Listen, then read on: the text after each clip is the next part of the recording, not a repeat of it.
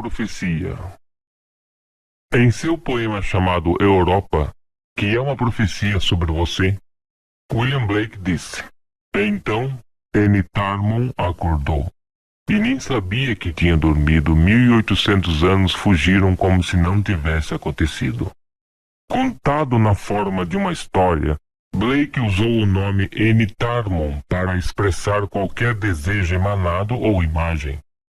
Enitarmon é a emanação de Los, que na história tinha a semelhança do Senhor de toda a imaginação. Entrando em sua imagem, seu Enitarmon, Los sonha em realidade. E quando acorda, ele não sabia que tinha dormido e 1800 anos haviam se passado. No meu caso, 1959 anos fugiram como se não tivessem acontecido. E eu não tinha ideia de que eu tinha entrado em uma imagem chamada Neville e se tornou real. Mas eu, toda a imaginação, amei tanto a sombra que eu havia lançado, entrei nela e a tornei viva. Para aqueles da imortalidade, eu pareceria alguém dormindo em um sofá de ouro, mas para mim eu era um errante. Embora perdido em noites tristes, eu mantive a visão divina em tempo de angústia. Eu continuei sonhando que era Neville até que acordei, sem saber que eu tinha dormido.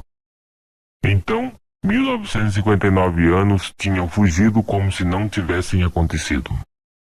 Blake nos diz que, no início, estávamos todos unidos com Deus em uma morte como a dele. Então ouvimos a história e entramos em nossas sombras. Agora, uma sombra é uma representação, seja na pintura ou no drama, em distinção da realidade retratada. Paulo reconheceu a sombra quando perguntou aos Gálatas: Quem te enfeitiçou diante de cujos olhos Jesus Cristo foi retratado publicamente como crucificado? Deixe-me perguntar-te apenas isto: recebeste o Espírito pelas obras da lei ou pelo ouvir com fé? Você é tolo. A imagem de Deus entrou e se tornou tão real que ele diz ser a imagem. O plano de Deus se desdobrou completamente em mim.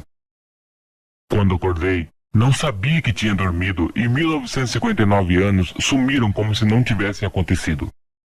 Isto é verdade para todo filho nascido de mulher, pois todos nós estávamos reunidos com ele em uma morte como a dele. Portanto, certamente estaremos unidos a ele em uma ressurreição como a dele.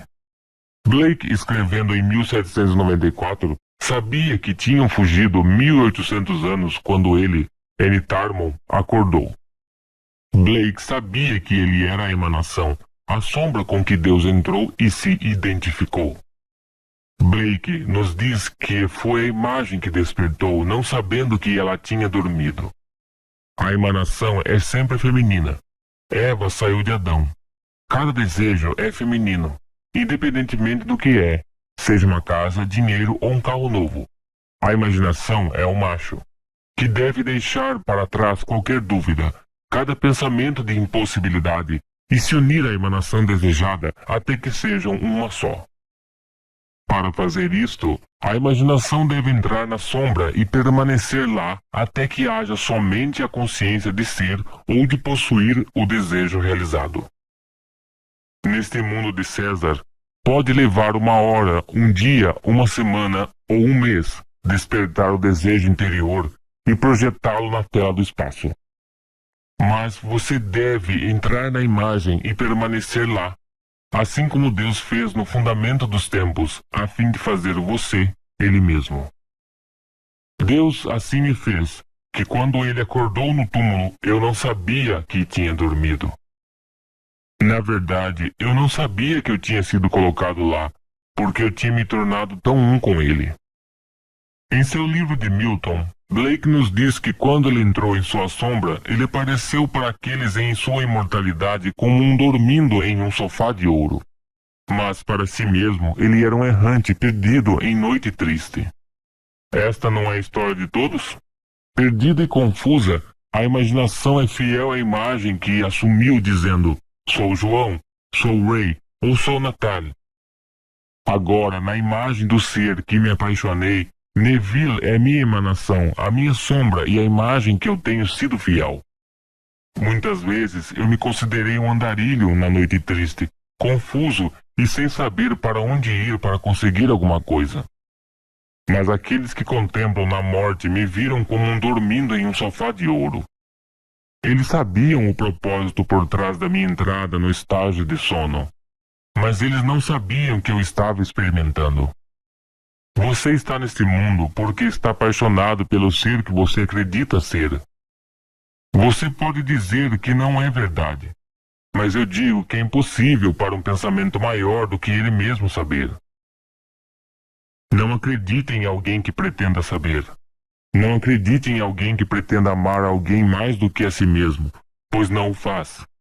É impossível que o pensamento seja maior do que a imagem que ele acredita ser.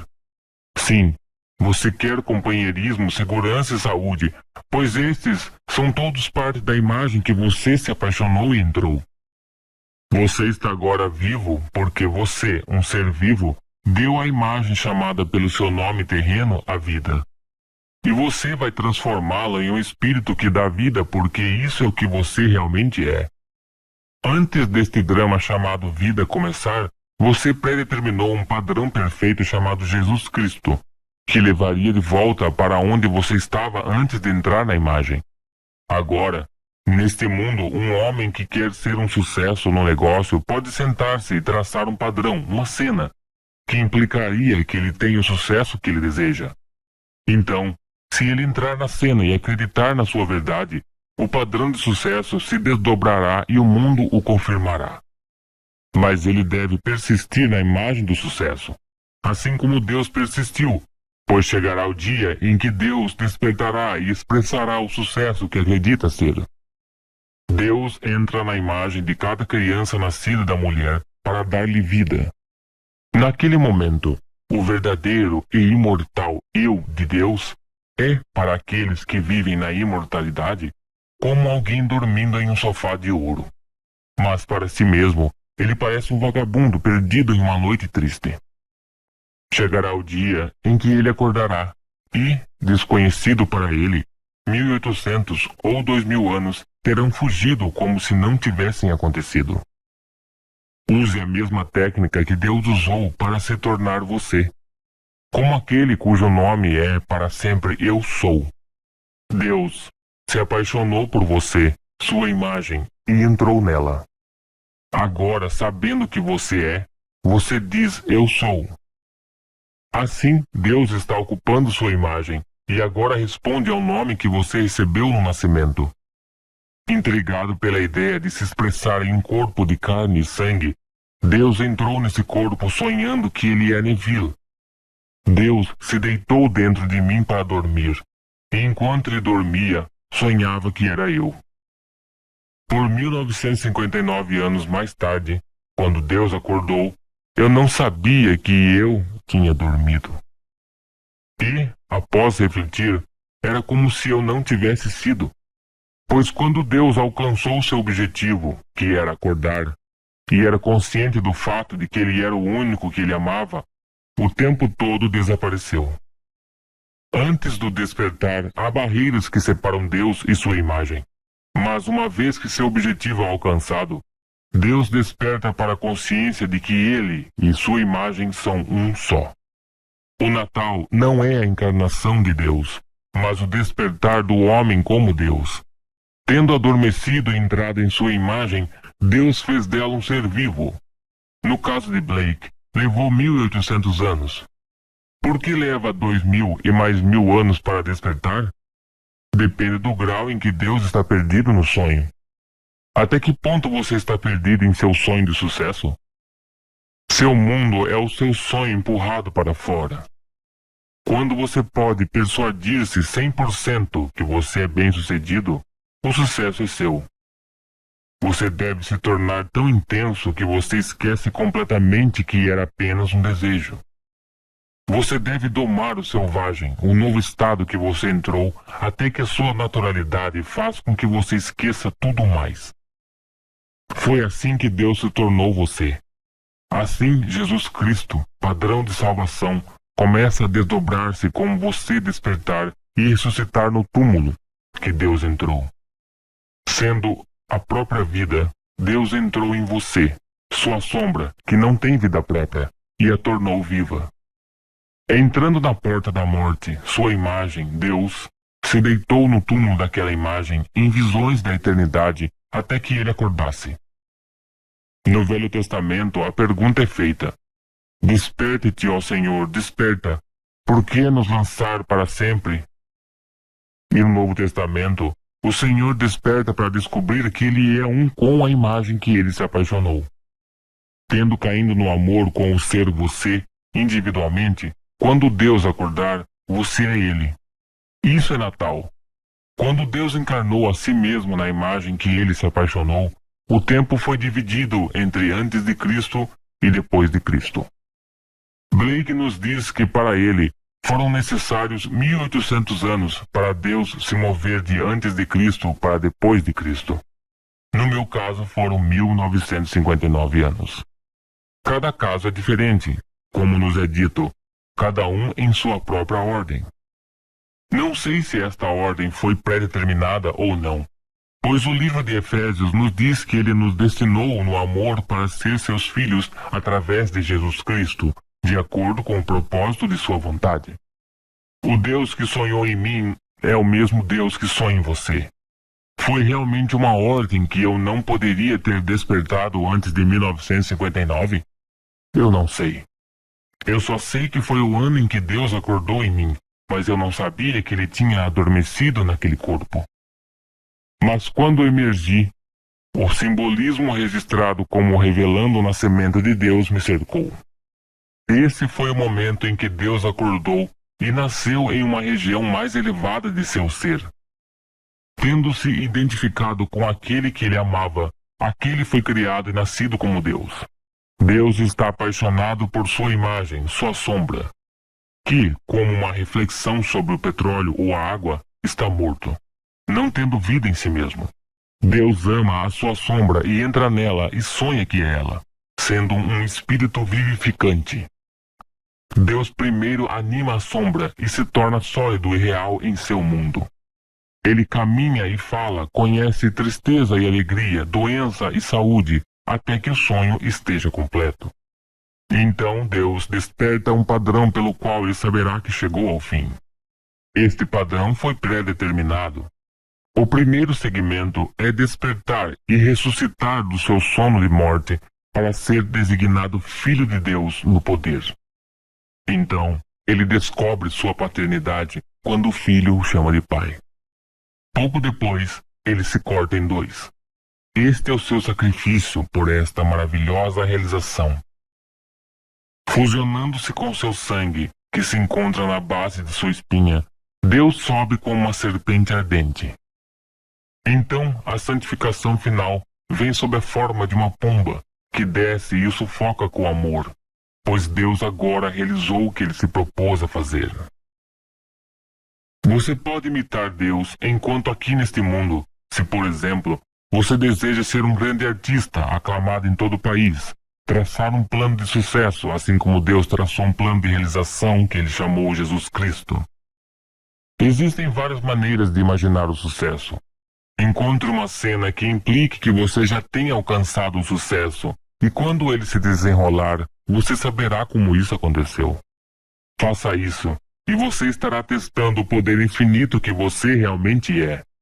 Tendo entrado na sombra que eu concebo-me ser, eu ando na terra que quer saber de onde o dólar seguinte está vindo. Contudo, aqueles na grande eternidade veem-me como sonhando em um sofá dourado. Mas ainda sou fiel e guardo a visão divina em tempo de angústia. Então, como uma mulher em trabalho de parto que tem suas dores, depois que a criança nasce, a dor é esquecida no trabalho de realização. Então é quando o Natal chega e você, individualizado, se torna Deus. A mesma técnica que Deus usou para torná-lo real pode ser usada para trazer o seu desejo para a realidade.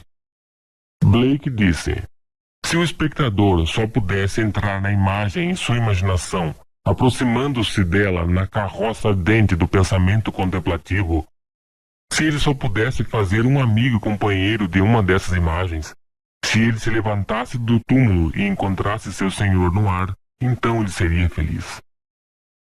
Deus entrou em sua imagem, dando-nos vida, sendo um espírito que dá vida. Deus quer que sejamos como ele é. Então ele traçou o padrão que através dele podemos ser Deus. Quando completarmos completamente seu padrão pré-determinado, a barreira será derrubada e seremos um com o infinito. O Natal celebrado pelo mundo cristão não é Natal. Não é algo que acontece no exterior. O Natal consiste em uma série de eventos que começam quando Deus acorda dentro da sombra em que ele entrou. Levantando-se, Deus deseja sair.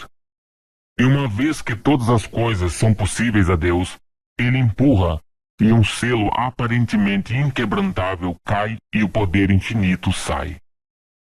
O simbolismo pré-determinado deve estar lá. Se não for, então a visão é um rascunho indicando proximidade. É uma sombra moldada antes de coincidir com a visão real. Essas visões são registradas nos 4 evangelhos, dos quais 3 foram escritos ou em cerca de 150 depois de Cristo. Os estudiosos acreditam que o livro de João foi escrito no final do 1º século.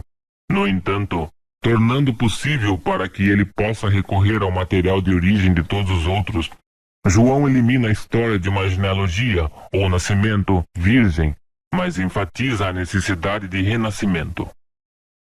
Ele não lhe diz como é feito, mas usando a palavra anotim, ele diz que o nascimento é de cima. Há 2 nascimentos.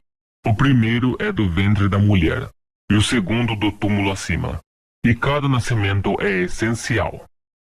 Você deve se levantar da mesma maneira como Moisés levantou a serpente no deserto. João afirma que o próprio Deus se trouxe a si mesmo dizendo: no princípio era o Verbo, e o Verbo estava com Deus, e o Verbo era Deus.